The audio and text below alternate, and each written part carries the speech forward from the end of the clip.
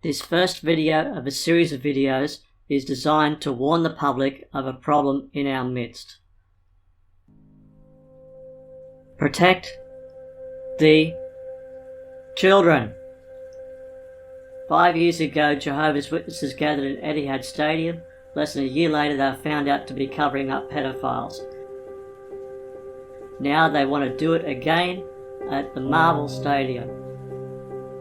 Please, Marvel staff, use properly trained security and cleaning staff who will report any child abuse.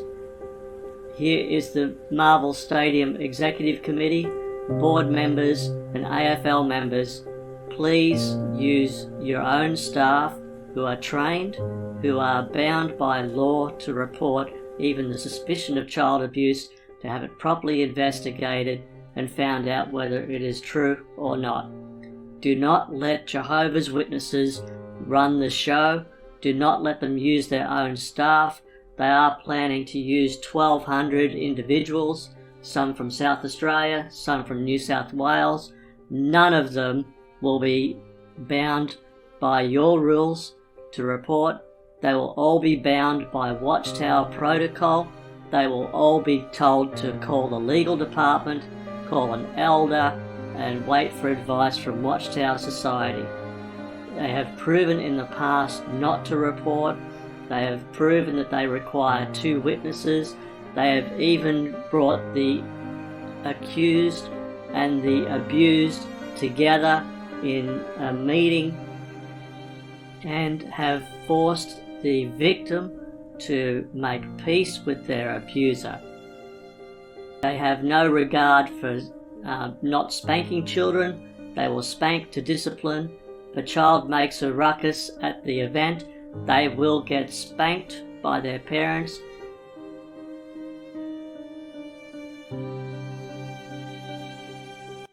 An inquiry underway in Sydney, Australia has uncovered disturbing information about child abuse within the Jehovah's Witnesses.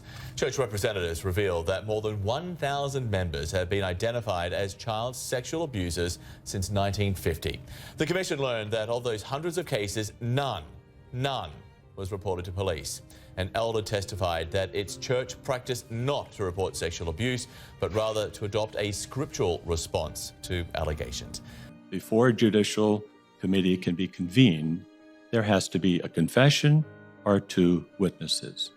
So we will never change our scriptural position on that subject. The Royal Commission heard that, as you said, 1950, 1,006 alleged abusers have been identified to the Jehovah's Witnesses. Now, that was 1,006 people, not 1,006 cases, so we don't know how many cases were, but none of these were reported to authorities. What ability have we got to protect every child in Australia? Well, what you can do is you can report to the child protection authorities. And that is done in some cases. But generally it's not done, is it? No. Lying involves saying something incorrect to a person who is entitled to know the truth about a matter. Think about the apostate-driven lies and dishonesties that Jehovah's organization is permissive toward pedophiles. It is a deliberate attempt to mislead somebody that has the right to know.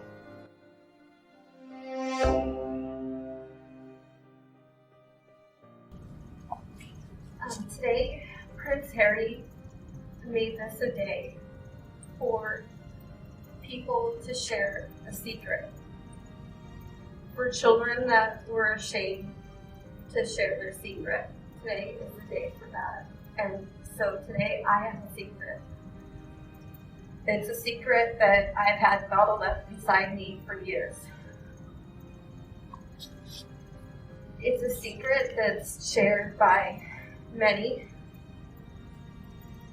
that are fearful of sharing the truth. But Felicia had the courage this morning to file a very public lawsuit.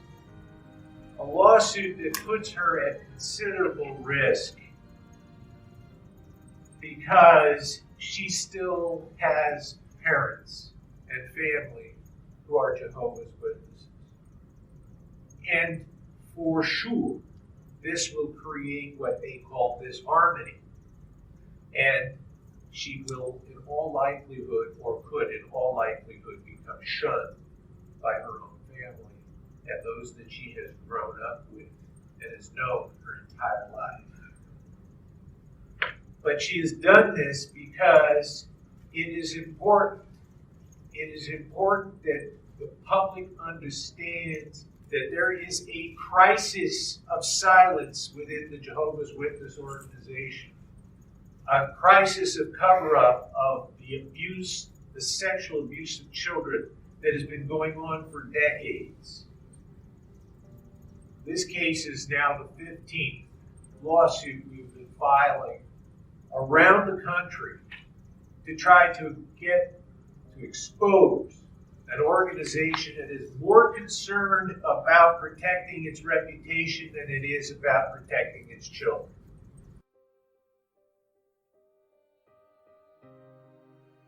Instead, what the church would do is they would investigate the claims themselves. This often involved bringing the abuser and their victims together to discuss their claims of abuse. A victim, identified only as BCB, was groomed and sexually abused by Bill Neal, a respected elder, from the age of 15. When the abuse finally emerged, she was summoned to a meeting of elder men that included her abuser. Bill Neal, who's now dead, admitted the abuse. I found the experience of reporting my abuse to a room full of men, including the man who had abused me, very distressing. She was also asked not to discuss the abuse with anyone else out of respect for her abuser and his family. Thinking back, I now see that I was being asked to respect the man who had done those things to me, but nobody was offering me any respect or proper support.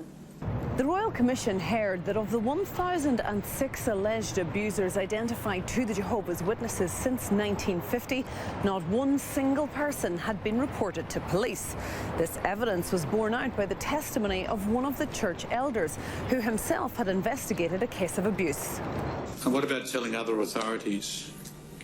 Are you aware of your obligations if someone tells you of a serious allegation of sexual assault?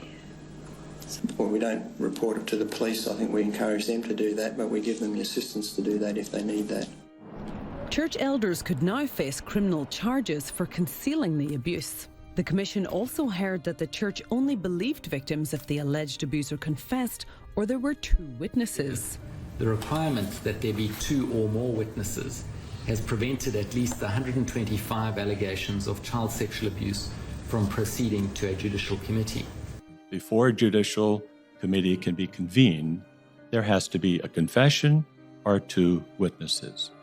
So we will never change our scriptural position on that subject.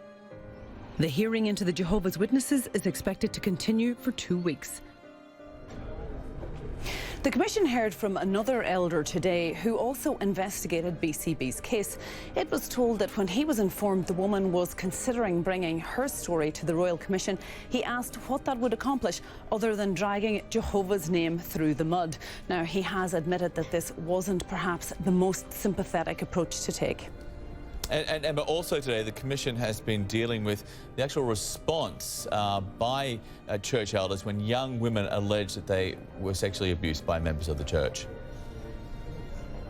Well, church elder today, Joe Bellows, said that the church recommends a biblical response to the trauma caused by sexual abuse. The Commission heard from two abuse survivors who felt so unsupported by the church that they had both attempted suicide. Now, they say that they've never been offered any compensation, they were never offered any counselling, and the church themselves has said that perhaps this is something that they need to consider. But they certainly aren't jumping to commit to anything at the moment. It's a paedophile's paradise because of the way the two-witness rule protects the paedophile, the sex abuser, over and above that of the child.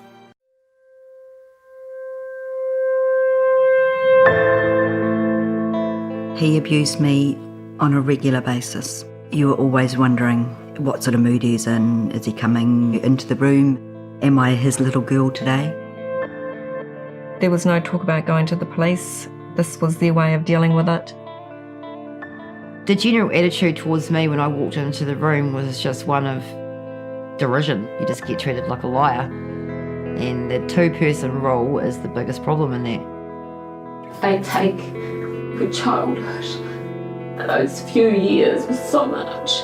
I hope they can live with what they've done. I hope they can live with it like I have to.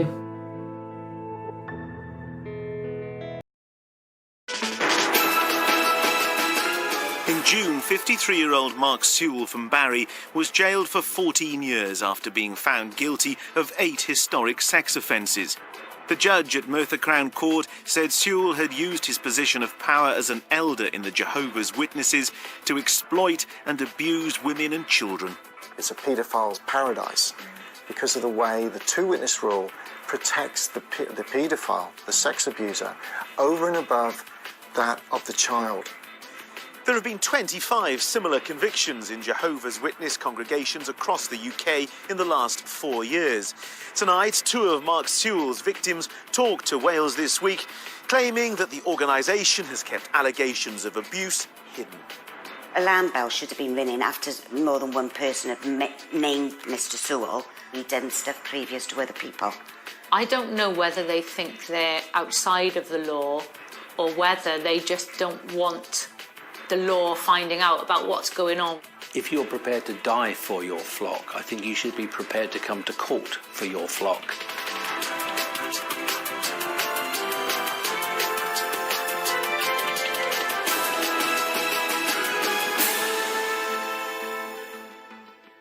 Good morning, everybody. Hope everyone is having a wonderful weekend.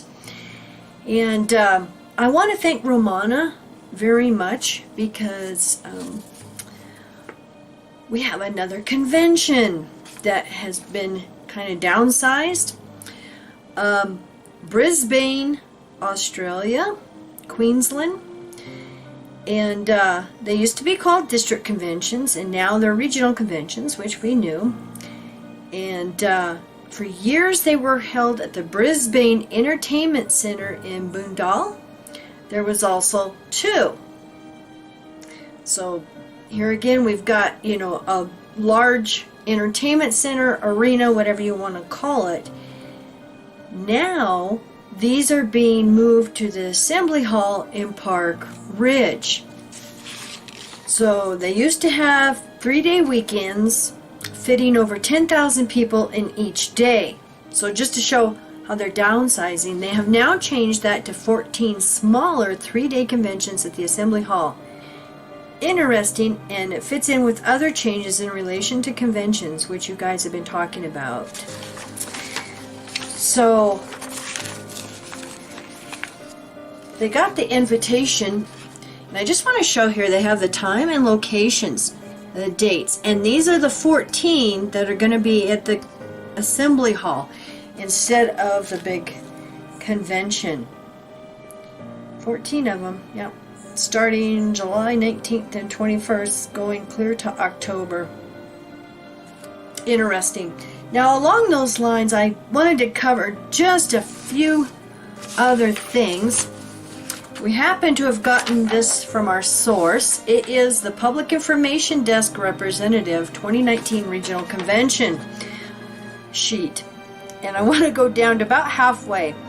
If a reporter has evaded detection and is discovered on the premises during the event, the attendant should, aka Goon Squad, kindly approach the individual and thank him for showing an interest in the program. It should be explained, however, that legitimate media representatives must first be issued an official JW Convention press pass for this purpose, since the program is for invited guests only.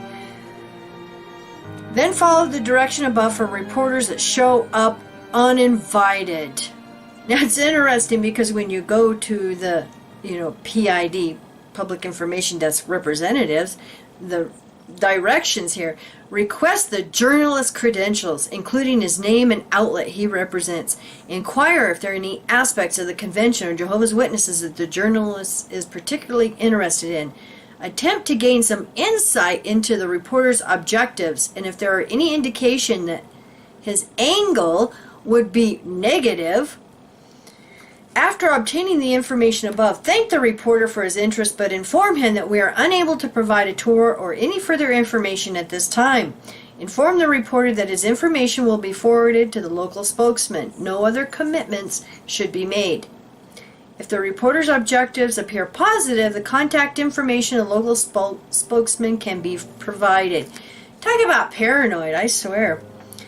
If a journalist or news crew attempts to enter uninvited or becomes persistent and insists on having their questions answered, the PID representative and the attendants should remain calm, avoid creating a confrontational or adversarial relationship, assume that your actions and words are being recorded.